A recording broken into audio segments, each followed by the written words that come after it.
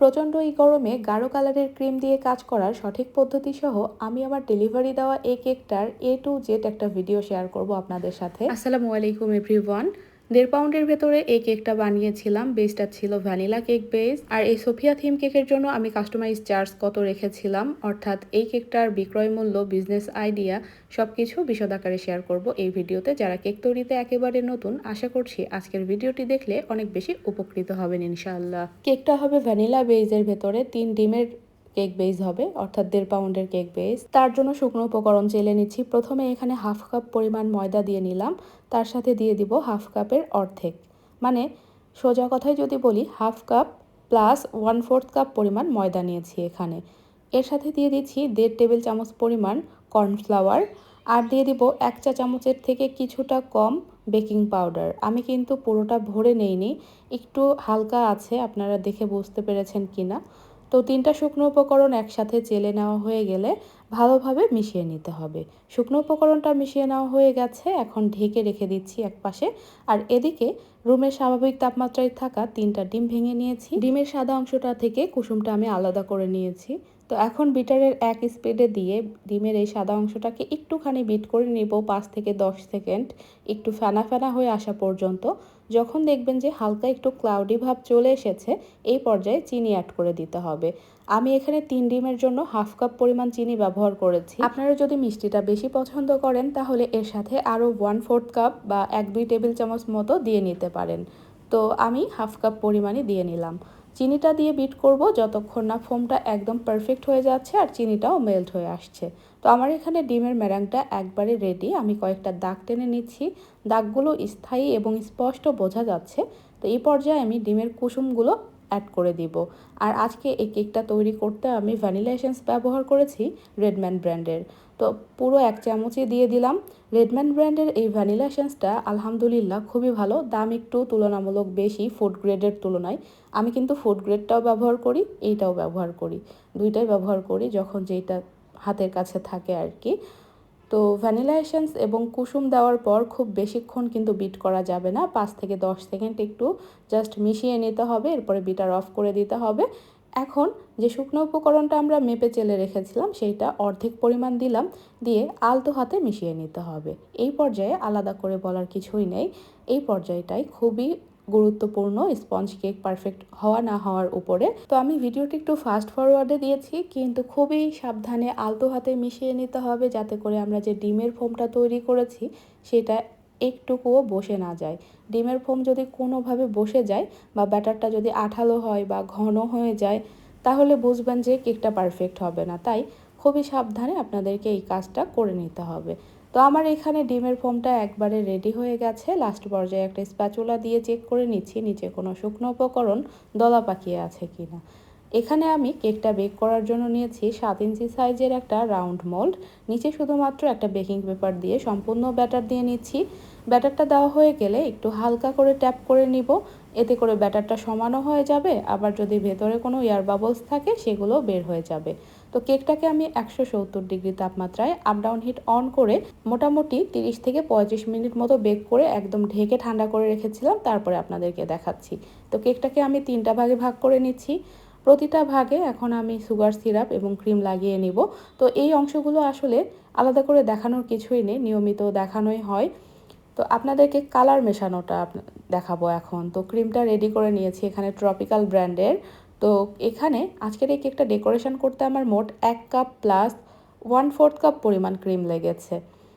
তো যেটুকু কালার দিয়ে আমি ডেকোরেশন করব ওইটুকু কালার আগে আলাদা একটা বাটিতে উঠিয়ে নিলাম, নিয়ে এর ভেতরে আমি বেশি করে নীল কালার দিলাম আর সামান্য একটু পার্পল কালার দিলাম, দিয়ে খুব ভালো মতো মিশিয়ে নিচ্ছি। আজকের এই রয়্যাল ব্লু বা গাঢ় ব্লু কালারটা তৈরি করতে আমার কিন্তু অনেক কালার লেগেছে, মানে পরিমাণে অনেক বেশি কালার লেগেছে। তো ব্লু কালার এবং পার্পল কালারটা দেওয়ার পরেও কিন্তু কাঙ্ক্ষিত কালার আসেনি, সেজন্য আমি এখানে আরও কালো কালার মিশিয়ে নেব আর দিয়ে নেব আরও ব্লু কালার দিয়ে খুব ভালো মতো মিশিয়ে নেব, নিলেই আমার কাঙ্ক্ষিত কালারটি চলে আসবে। অর্থাৎ যতক্ষণ না কাঙ্ক্ষিত কালারটি আসে আমি ব্লু কালার এবং কালো কালার মিশিয়েই গেছি, আর বেগুনি কালারটা দেইনি। বেগুনি কালার প্রথমে যেটুকু দিয়েছি ওইটুকুই ছিল, পরে আর বেগুনি কালারটা অ্যাড করিনি। তো আমার এখানে কাঙ্ক্ষিত কালারটা চলে এসেছে। তো দেখুন ক্রিমটা স্টিফ আছে যার জন্য ক্রিমটা কিন্তু গলে যায়নি। যদি কোনো কারণে এই পর্যায়ে আপনাদের ক্রিমটা গলে যায় তাহলে ভয় পাওয়ার কিছু নেই। ক্রিমটাকে ঢেকে একটু 15-20 মিনিট ডিপ ফ্রিজে হোক বা নর্মাল ফ্রিজে রেখে দিবেন, তাহলেই সেট হয়ে যাবে। তারপরে ফ্রিজ থেকে বের করে স্প্যাচুলা দিয়ে হালকা করে নেড়ে মিশিয়ে নিয়ে ব্যবহার করবেন, দেখবেন যে কোনো সমস্যা হবে না ইনশাআল্লাহ। তো কথা বলতে বলতে আমি কেকটাকেও ফ্রস্টিং করে নিচ্ছি। ফাইনাল ক্রিমটা একটা পাইপিং ব্যাগের সাহায্যে দিয়ে নিচ্ছি। এতে করে ফিনিশিং দিতে সময় কম লাগবে আর ফিনিশিংটাও খুব তাড়াতাড়ি দেওয়া যাবে সুন্দরভাবে। তো আমি ব্রেড নাইফ দিয়ে সবসময় দেখা যায় যে ফিনিশিং দেই, যেহেতু চিকন এই জন্য ফিনিশিং দিতে সুবিধা হয়। লাস্ট পর্যায়ে একটা স্ক্র্যাপারের সাহায্যে আমি সাইডটা ফিনিশিং দিব আর উপরের পার্টটা আমি ব্রেড নাইফের সমান অংশটা দিয়ে ফিনিশিং দিয়ে নেব। তো গরমে কাজ করার যে টিপস আমি আপনাদেরকে বলি, ক্রিমটা বিট করে আপনাদের যে যে কালার মেশানোর দরকার আপনারা সেই কালার সঙ্গে সঙ্গে মিশিয়ে নেবেন, নিয়ে সরাসরি ফ্রিজে রেখে দিবেন। এতে করে আপনার কালার মেশানোর পর যেটুকু নরম হবে ফ্রিজে রেখে দিলে একদম সেট হয়ে যাবে, কোনো সমস্যা হবে না। এই যে এখানে আমি কেকের কাজ করছি আর আমার কালার মেশানো ক্রিমটা ফ্রিজে আছে, যার ফলে আমার পরবর্তীতে ফুল তৈরি করতে কোনো ঝামেলা হয়নি।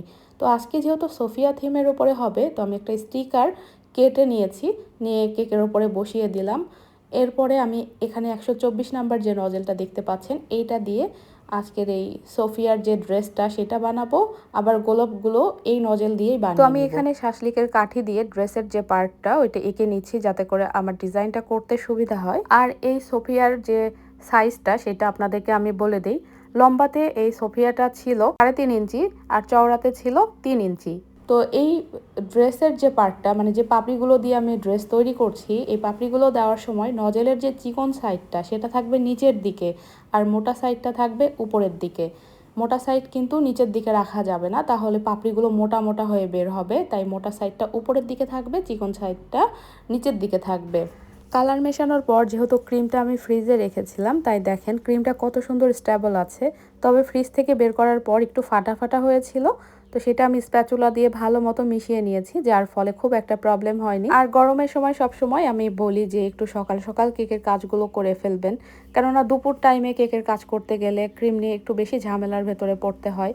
তো সেক্ষেত্রে ওই যে একটাই টিপস, ক্রিম তৈরি করে আপনারা সাথে সাথে যেটুকু ক্রিমে কালার মেশানোর দরকার কালার মিশিয়ে ফ্রিজে রেখে দিবেন, আর বাড়তি যে ক্রিম থাকবে সেটা দিয়ে তাড়াতাড়ি কেকটাকে ফ্রস্টিং কাভারিং করে ফেলবেন। আর সব সময় ক্রিম আপনারা স্টিলের বাটিতে বিট করবেন, বিশেষ করে গরমের সময়।